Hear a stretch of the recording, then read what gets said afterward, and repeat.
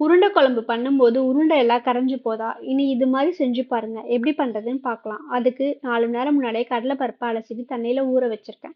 ஊற வச்ச கடலைப்பருப்பை இப்போ மிக்ஸி ஜார்ல போட்டு அதோட 3 காஞ்ச மிளகாய், 4 பல்லு பூண்டு, கொஞ்சமா கல் உப்பு போட்டு அரைச்சு எடுத்துக்கோங்க. இப்போ அரைச்சதுல கட் பண்ணி வச்ச வெங்காயம், கருவேப்பிலை, சீரகம், உப்பு போட்டு நல்லா பெசறி விட்டுட்டு உருண்டை பிடிச்சி வச்சுக்கோங்க. இப்போ கடாயை சூடு பண்ணிட்டு எண்ணெய், கடுகு, வெந்தயம், வெங்காயம், கருவேப்பிலை, கல்லுப்பு, தக்காளி போட்டு நல்லா வதக்கி விட்டுக்கோங்க.